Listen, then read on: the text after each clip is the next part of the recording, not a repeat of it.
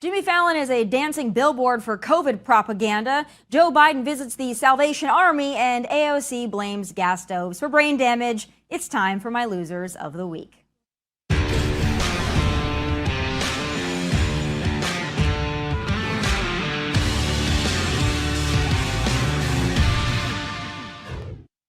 Since day one of 2 weeks to flatten the curve, liberals have been COVID fear porn nymphomaniacs. They love everything about COVID hysteria, especially Hollywood liberals, from preaching safer at home from the comfort of their mansions, remote learning for your peasant kids as theirs had private tutors, and of course, their beloved masks and their even more beloved vaccines. It's an unhealthy obsession that for some has lasted longer than even COVID itself.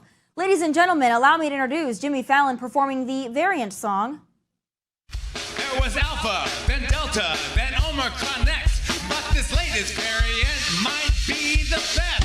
It's XBB.1.5. Another brand of COVID-19 has arrived. It's a new strain, but it isn't the same. Sounds more like Elon Musk's name. It's XBB.1.5.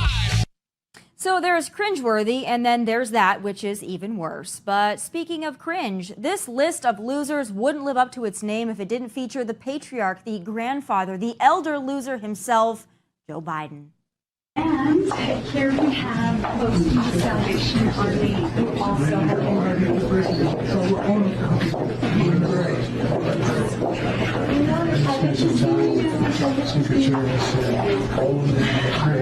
been So I'm not really sure what happened there. I'm not sure if Joe was confused as to who he was meeting, mistaking the man for a Secret Service agent, or if he just wanted to let the guy from the Salvation Army know he's met the Secret Service, who is tasked with following him literally everywhere. I'm just really not sure, but it sure is something.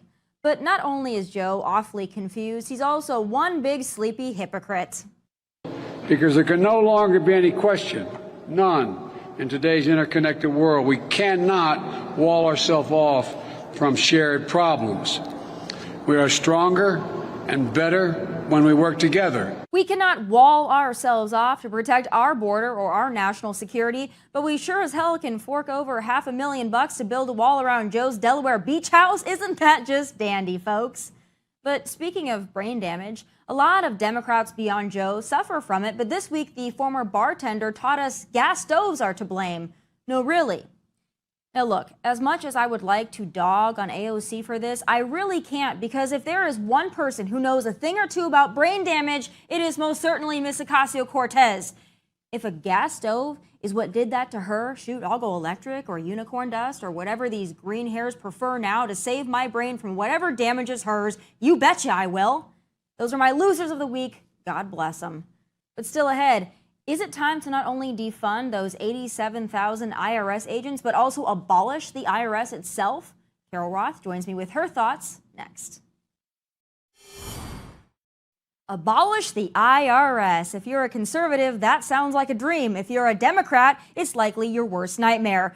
But up until this new freedom-loving House Republican majority, however slim it may be, that notion seemed like just a sweet, sweet fantasy. But lo and behold, it's real. It's called the Fair Tax Act, and it would, in theory, reel in the IRS and remove the national income tax and other taxes and replace them with a single consumption tax. Of course, Biden and Democrats are adamantly opposed, billing it as a tax hike for the middle class, which is very gaslighty considering their blatant affinity for tax hikes on the middle class. But joining me now with her take is economic expert Carol Roth. Carol, it's great to have you. I follow you on Twitter, and I love all of your advice and your guidance, especially when it comes to the economy. And boy, have you been busy for the last couple of years. It's true. I hate to be the constant bearer of bad news because I'm usually a fairly jolly person, Tomi. But the Biden administration and Congress has made it very, very difficult on me to have anything positive to say about anything economic that affects everybody's personal wealth. I want to start off with that Fair Tax Act, abolish the IRS. Now, this has been floated several times. It's never come to fruition. You know, it sounds like a very radical agenda item to have for Republicans. But in theory, would this actually be better for the majority of Americans? Are you in favor of something like this?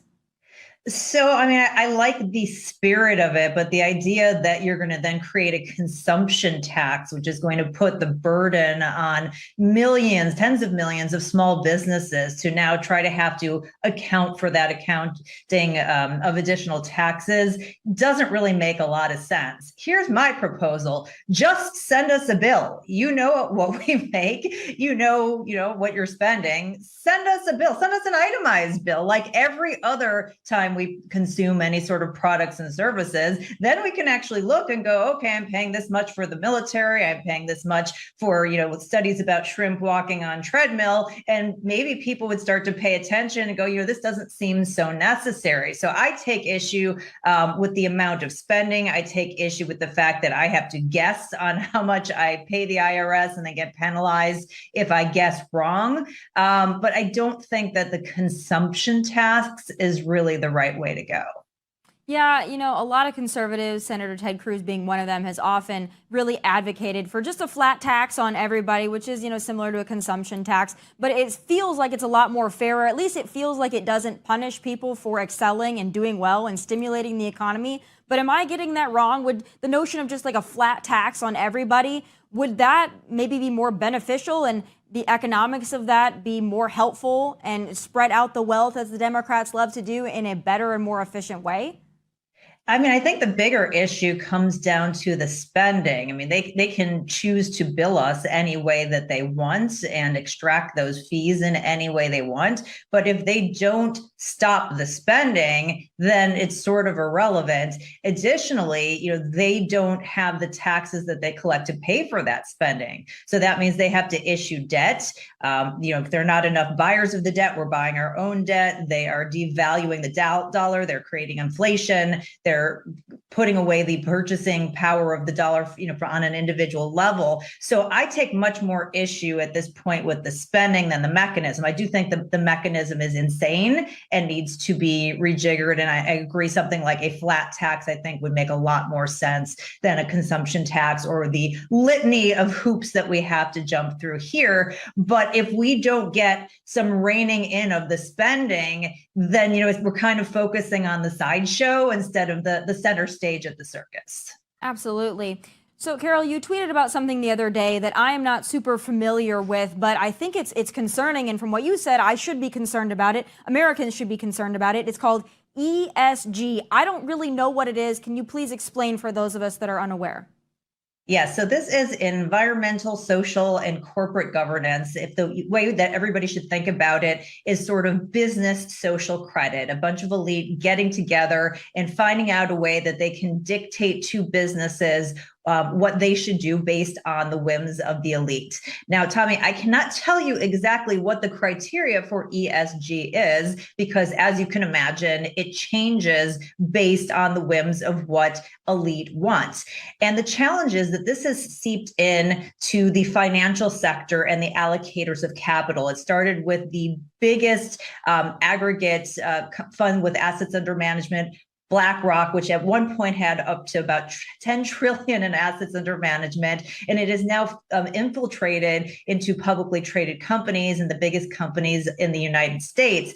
And this has been a huge issue for why things like fossil fuels have not been funded, because funding has been directed away because they are, quote unquote, not ESG friendly. So instead of companies now doing what is in the best interest of their shareholders, they're saying, oh, we have to consider all stakeholders, which is a joke. Some random person off the street that doesn't interact with your company is not a stakeholder. So this is a big issue. The Biden administration's Department of Labor put in one of their economic departments put in a rule now that lets pension fund managers basically, instead of saying we have to invest on the best interests of the people we are investing on behalf as a fiduciary, you can now invest based on these loose ESG criteria. So if you want to say, oh, well, we're doing it for the good of the planet, it doesn't have to be for the good of you as an investor. So this not only impacts your personal wealth, but really can reshape the company or the country and freedom, and is something that everybody needs to pay more attention to. Well, it sounds like, very simply put, woke capitalism. And it sounds like when these big companies, of course, they have their pride flags on everything the entire month of June, or they put black squares up for BLM, or, of course, the ongoing religion of climate change. All of that, not what we need right now, especially given our current economic state. That's what I want to ask you about next. You said it's not looking great, it's looking more grim than ever. Are we going to plunge into a recession, even though we were technically there months back? Are we going to head into a depression? What is going to happen based on your forecast in the next 6 months to a year with this economy? Yes, well, we certainly could see that double dip recession. We were in one, we came out of it technically, we could go back into it. But what I'm more concerned about is a personal recession. Consumer spending makes up about 70% of the economy. So the consumer is going to determine in large part whether or not we go into a recession. The challenge from a consumer standpoint, as I'm looking at, is consumers are continuing to spend to try to keep up with all of this inflation. So as inflation's been eating away at their dollars, instead of trying to pull back some or make some swaps, they are keeping pace with that. And they're doing that by eating into their savings. They're doing that by taking on more debt. And so that is affecting their personal wealth. So I am really concerned about this concept of a personal recession, that because people still have jobs and they may feel wealthier if they own a home because their home value has increased over the past several years, that they may continue to eat away at their personal balance sheets to try to keep pace with the spending. And I don't want to see that happen. I don't want people to be personally impacted. You have to preserve your long-term wealth. And so I think that is a bigger risk that I'm concerned about than in the overall economy going into a recession. What that also sounds like is people spending beyond their means because they have no idea what a budget is, or no idea how to live within their means, because the Democrats certainly do not, as it relates to our government. But that's the last thing I want to ask you about, because there has been this trend, especially among young people. It's called quiet quitting. And right now, quiet quitting is okay, and it works for young people because employers need bodies. They need warm bodies. I mean, if you barely have a pulse, you can have a job right now. And in fact, not only can you have a job, they'll probably pay you way more than you're worth just to keep your warm body in whatever location you need to be in to keep that business barely afloat. But I wonder, Carol, what is going to happen when things turn around a little bit and people are not so comfortable? They're not able to demand 3 months of vacation. They're unable to demand these high salaries and the work from home in my pajamas and everything else that they're able to demand now. What is going to happen when this quiet quitting really comes home to roost? I love the name quiet quitting, Tomi, because they've just rebranded mediocrity. Mediocrity has been around since the beginning of time. Now it has a cute name for it, right?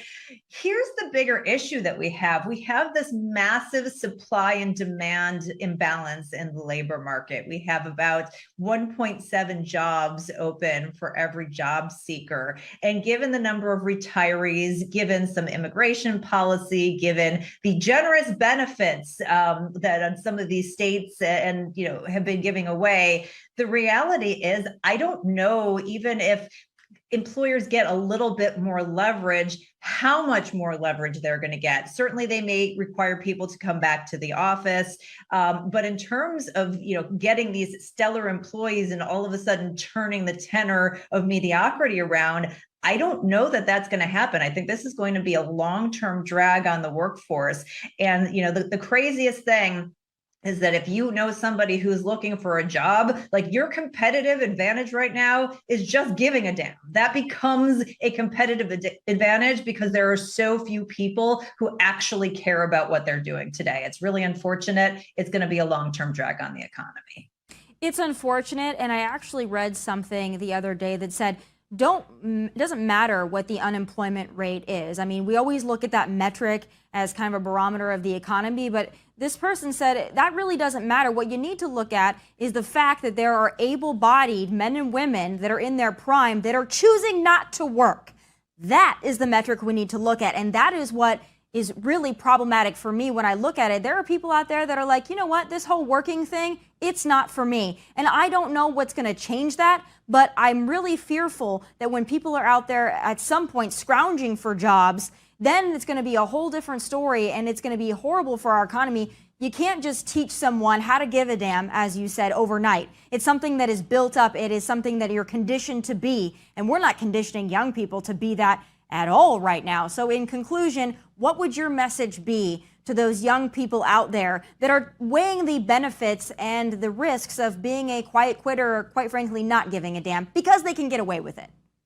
Yeah, amen to you. And if you're out there, I mean, you can really differentiate yourself. The reality is that your life is about purpose. It's about looking at what you do as your art and your contribution to the world. It's only work if you make it work. But if you're going to do something, do it well, be proud of it, have goals, put yourself in a great position.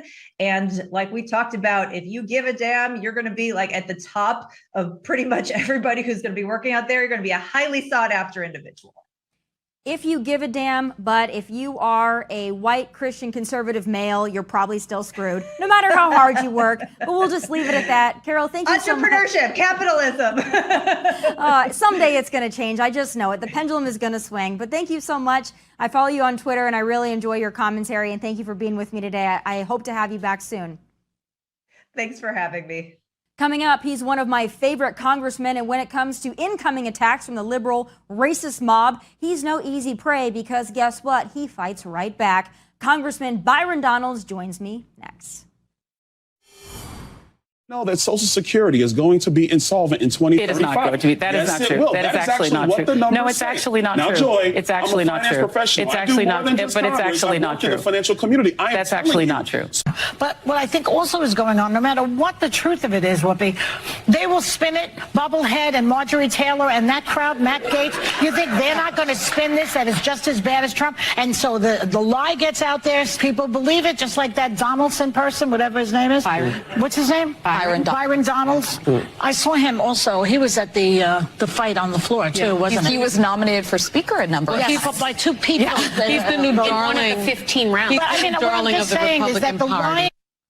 Oh, my next guest is and always will be a thorn in the side of the leftists, the liberals, the green hairs with nothing better to do than attack a successful black Republican with a backbone and an affinity for freedom. But if you think that'll stop him, you don't know Congressman Byron Donalds, who joins me now.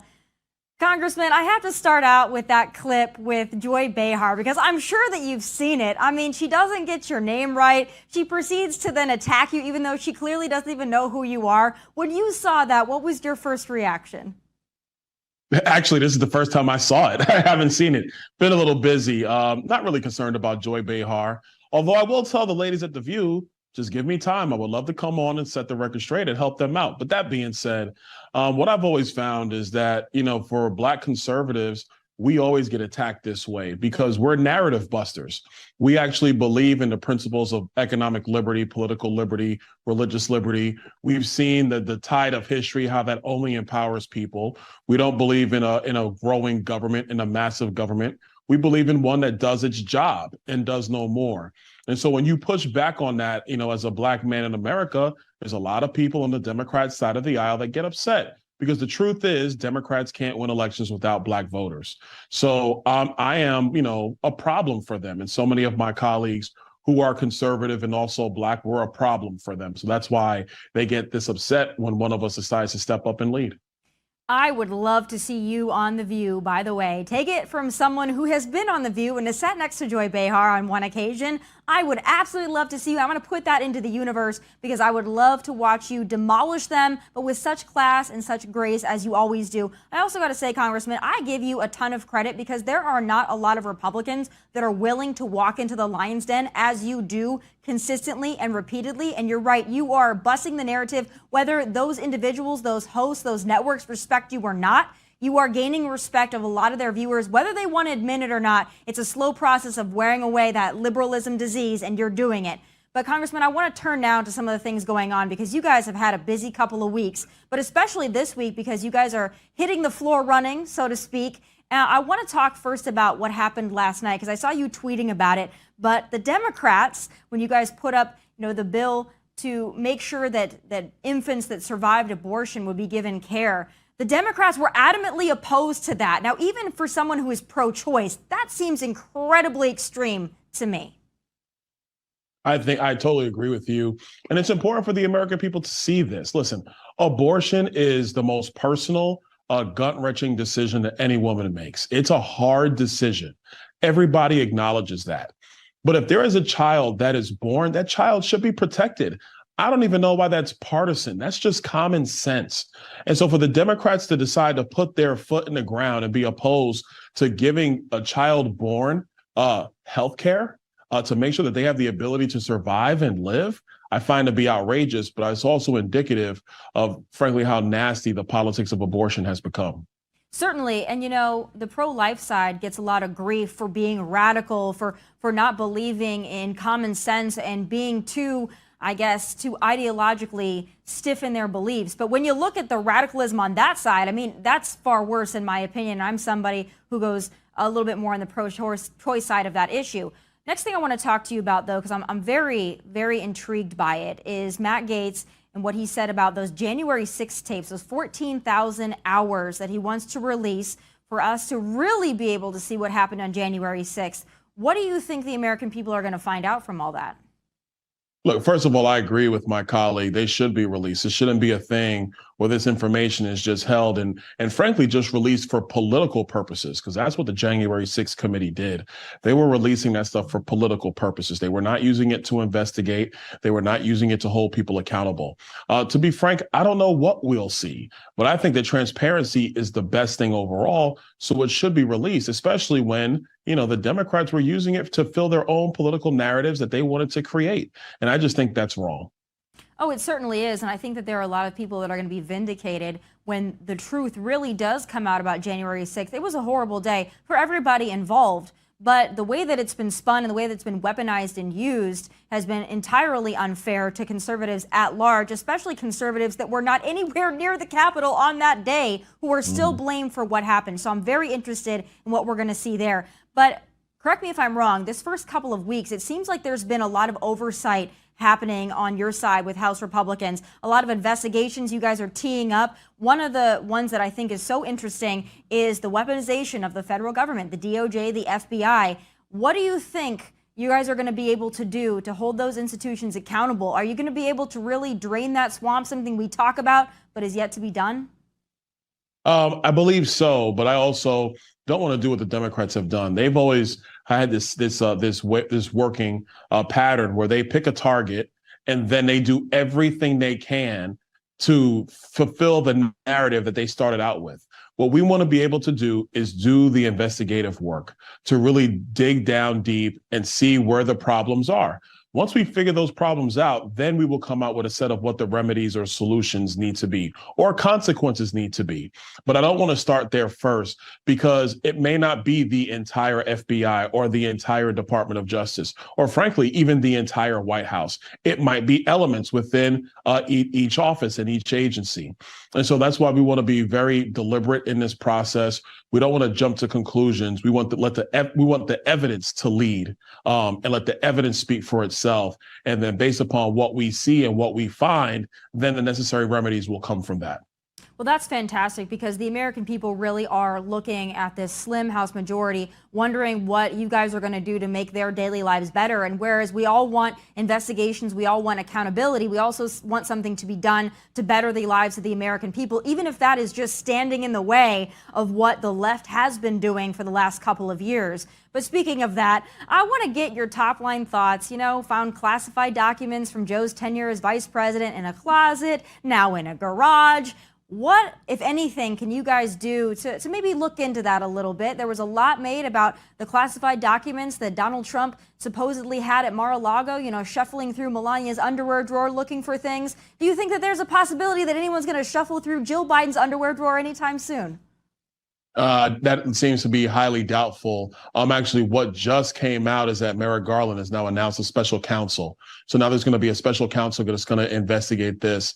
But look, my questions are very clear. Number one, how did the vice president of the United States acquire these classified documents? And why were they stored in two different locations? That's number one. Number two, what took the National Archives so long to realize that these documents were missing? I mean, we're talking about 6 years later. What took them so long? Number three, how come this was hidden from the American people? Because I remember the second the story came out that there were documents at Mar-a-Lago, it was wall-to-wall coverage for 2 months. The FBI was sent in to raid the place as if Donald Trump was Tony Montana. So I want to understand, like, what's going on? And how come we have essentially a two-tier justice system depending on your political party? I think that part is the one that's even more concerning than the other two. And it's important for the American people to understand this. There is only one set of citizens who have the ability to declassify documents. Those are presidents of the United States.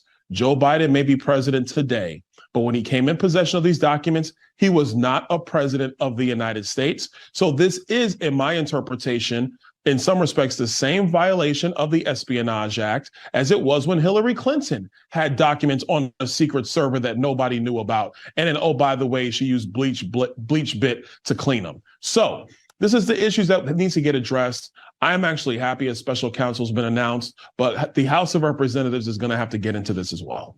Yeah, because I fear that it's all going to be smoke and mirrors and a dog and pony show. They've been investigating Hunter Biden for how many years now, and we still aren't to the bottom of that. So thank you for everything that you guys are doing. You know, last week was incredibly frustrating for a lot of us conservatives, given everything that was going on with that speaker race. And I was very happy to see your name thrown out. And I hope that someday that gavel is yours or even something bigger. But thank you for everything you guys have done this week, restoring our faith and confidence in what you guys are doing and why we sent you there. And thank you, as always, for spending so much time with me. And I hope to see you on The View very, very soon. Listen, anytime. Thanks, Tommy. And hey, ladies at The View, the offer's out there, accept. Oh, I love to see it. Thank you so much, Congressman. Still ahead, the Hollywood liberals want you to stop causing weather with your fossil fuels so their Montecito mansions can be spared by angry Mother Nature. My final thoughts are next. The liberals want you to power your life via pixie dust so their Montecito mansions can be spared from weather events. Sounds about right, or should I say left. It's time for final thoughts.